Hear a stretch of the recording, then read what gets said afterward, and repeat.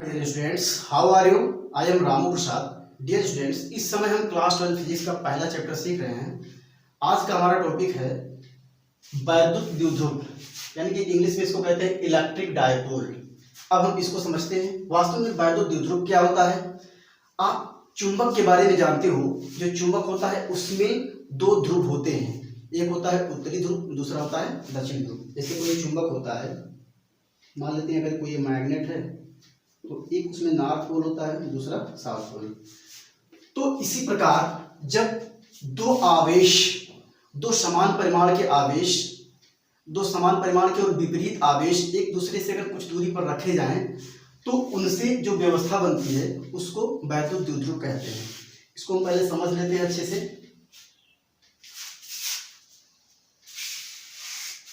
ऐसे कहते हैं, मान लेते हैं कि हमारे पास एक आवेश है प्लस Q और ये बिंदु A पर रखा हुआ है। अब इससे कुछ दूरी पर मान लेते हैं, उस दूरी को इन दोनों के बीच की एक बिंदु है B, इन दोनों के बीच की जो दूरी लेते हैं वो दूरी मान लेते हैं 2L है। दूरी और भी हम R भी मान सकते थे, बट यहाँ 2L माना जाता है ताकि आगे का कैलकुलेशन इजी हो। तो अब मान लेते हैं इससे जो है बिंदु A से 2L दूरी पर कोई बिंदु है B, यहाँ पर कोई अन्य आवेश रखा हुआ है माइनस क्यू आवेश रखा हुआ है। अब ये दोनों जो आवेश हैं ये वास्तव में ये प्लस Q है तो ये माइनस Q है, यानी कि अगर ये कह लें कि 1 कूलाम है तो ये भी आवेश कितना होगा, 1 कूलाम ही है। लेकिन ये प्लस का है तो ये माइनस का है, यानी कि दोनों आवेशों का जो वास्तव में परिमाण है, जो डिजिट में वैल्यू आ रहा है, वो दोनों समान है, दोनों का समान है। लेकिन ये जो है विपरीत आवेश है। विपरीत आवेश का मतलब ये धन आवेश है तो ये ऋण आवेश है। तो कहते हैं कि जब दो समान परिमाण के, जैसे ये कूलाम है तो ये भी कूलाम है, दो समान परिमाण के विपरीत आवेश, विपरीत मतलब एक प्लस तो एक माइनस, दो समान परिमाण के विपरीत आवेश एक दूसरे से अल्प दूरी, ये 2L जो दूरी है दोनों आवेशों के बीच की, ये अल्प दूरी यानी कम दूरी मानी जाती है, 2L दूरी है। तो यहाँ पर जब दो समान परिमाण के विपरीत आवेश एक दूसरे से अल्प दूरी पर रखे जाते हैं तो इस पूरी व्यवस्था को ही विद्युत द्विध्रुव कह देते हैं। यही वास्तव में विद्युत द्विध्रुव होता है। तो पहले हम इसकी डेफिनेशन को लिख लेते हैं। हम कहते हैं जब समान परिमाण के दो विपरीत आवेश एक दूसरे से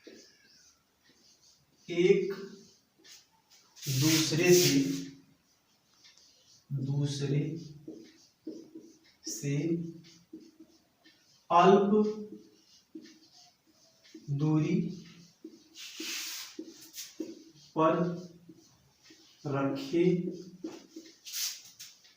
जाए तो इस व्यवस्था को यहां पर लिख देते हैं। तो इस व्यवस्था, ये जो आपकी व्यवस्था बन रही है, अरेंजमेंट बन रहा है, इस व्यवस्था को ही विद्युत द्विध्रुव कहते हैं। हम वैद्युत द्विध्रुव कहें या विद्युत द्विध्रुव, तो बात देखिए, यहाँ पर लिख देते हैं विद्युत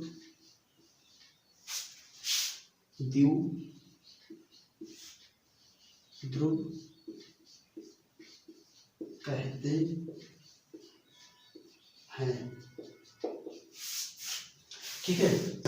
अब इसके बाद इसी में हम पढ़ेंगे वैद्युत द्विध्रुव आघूर्ण। तो हम उसको समझते हैं, या अगर नोट करना चाहो तो नोट कर सकते हो।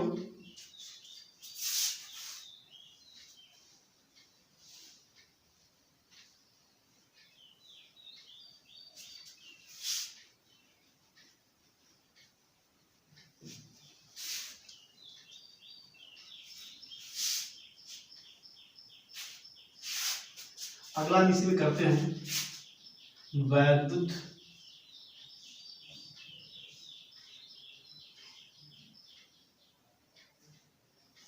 वैद्युत द्विध्रुव आघूर्ण।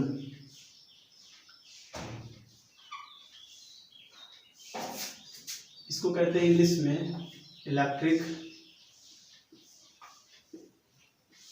Dipole moment.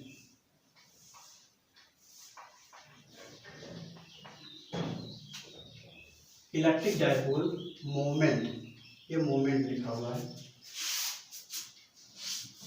अब देखो वैद्युत द्विध्रुव आघूर्ण क्या होता है, हमने इससे पहले वैद्युत द्विध्रुव का डेफिनेशन समझ लिया।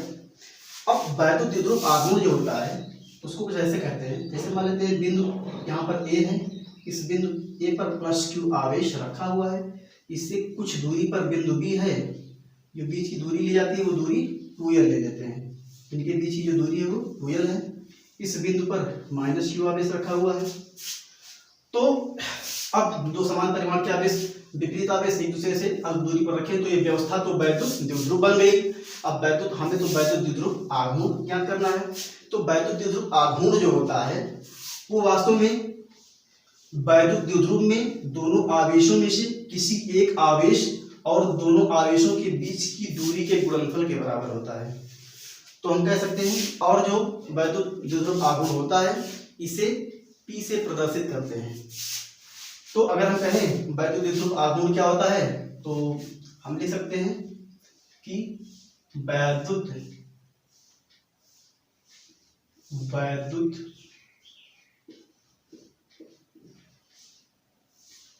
द्विध्रुव में, ये पूरा वैद्युत द्विध्रुव बन गया है, तो वैद्युत द्विध्रुव में किसी एक आवेश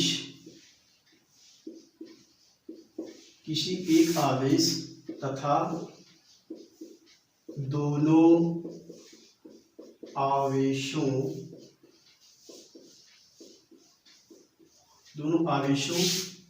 के बीच के दूरी, दोनों आवेशों के बीच की दूरी b यहाँ पर लिख देते हैं, दोनों आवेशों के बीच की दूरी के गुणनफल को वैद्युत द्विध्रुव आघूर्ण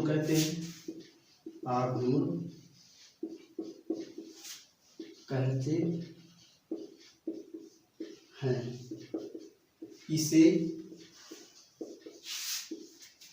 इसे स्मॉल p से प्रदर्शित करते हैं।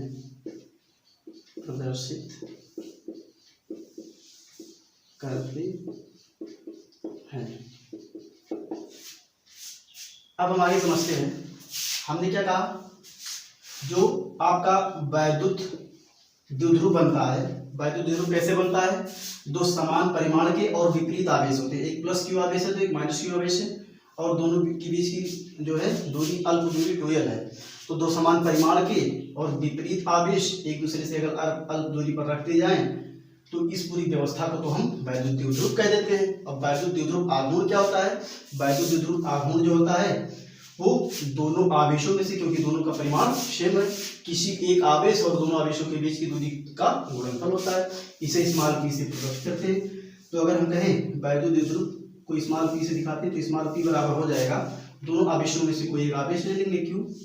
अब यहाँ पर प्लस और माइनस हम चिन्ह नहीं लेते हैं, क्योंकि जो प्लस माइनस साइन है ये मतलब ये बता रहे हैं कि एक मतलब आवेश जो है ये अलग अलग है, मतलब विपरीत आवेश है, बाकी इनका परिमाण तो सेम ही है। तो दोनों में से कोई एक आवेश ले लेते हैं और गुणे इनके बीच की दूरी कितनी है, 2l है। तो मिल जाएगा हमें p बराबर 2ql। ये आपका होता है विद्युत द्विध्रुव आघूर्ण का फार्मूला, यही होता है आपका इलेक्ट्रिक डायपोल मोमेंट। तो ये वास्तव में ये डेफिनेशन जो है आपके बोर्ड एग्जाम में लिखने के लिए आता रहता है, तो इसको आपको जो है लर्न करना चाहिए। अब इसमें एक ही नंबर के और भी क्वेश्चन बनते हैं, जैसे कहते हैं कि वैद्युत द्विध्रुव आघूर्ण का मात्रक क्या होता है। तो अगर हम इसकी मात्रक की बात करें, हम कहें वैद्युत द्विध्रुव आघूर्ण का मात्रक। तो इसके अगर हम मात्रक की बात करते हैं तो इसका मात्रक हम यहाँ से निकाल सकते हैं फार्मूले से। कैसे कहेंगे? हम कह सकते हैं चूंकि Q तो संख्या है, संख्या का कोई मात्रक होता नहीं, और आवेश का मात्रक क्या होता है? कूलाम। आवेश का मात्रक होता है कूलाम। साथ में यल क्या है? यल लंबाई है। तो लंबाई का मात्रक क्या होगा? लंबाई एक प्रकार की जो है मतलब दो स्थानों के बीच की जो है दूरी ही होती है। तो इसका मात्रक आपका क्या हो जाएगा? मीटर। तो हो जाएगा कूलाम मीटर। ये आपका जो है वैद्युत द्विध्रुव आघूर्ण का मात्रक होता है, कूलाम मीटर। अब अगर हम इसके विमा की बात करें, हम कहें वैद्युत द्विध्रुव आघूर्ण की विमा क्या होगी, तो उसकी विमा भी लिख लेते हैं। अगर हम इसकी विमा की बात करेंगे डायमेंशन, तो विमा भी हम फार्मूले से निकाल लेंगे। जो आपका आवेश होता है, आवेश की विमा हमने आपको बताया था कि टी होती है। क्यों? क्योंकि आप जानते हो आई बराबर होता है Q/T। यहाँ से Q बराबर क्या हो जाएगा? I × T। आई क्या है? करंट को एम्पियर यानी कि ए इसकी बीमा लिखते हैं, और टी क्या है? टाइम। इसकी बीमा टी लिखते हैं। तो आवेश की जो बीमा बन जाएगी हो जाएगी AT। तो इतनी बात आप जानते हो। अब हम कहें इसकी बीमा, तो इसकी बीमा बन जाएगी AT, और साथ में यल क्या है? लंबाई यानी कि इसकी बीमा हम लिखेंगे तो यल लिख लेंगे। लंबाई की बीमा यल लिखी जाती है, तो इसकी बीमा बन जाएगी LTA।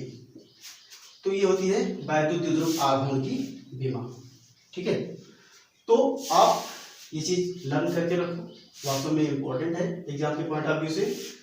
उसके बाद नेक्स्ट टॉपिक में फिर मिलते हैं। Okay, thanks for watching.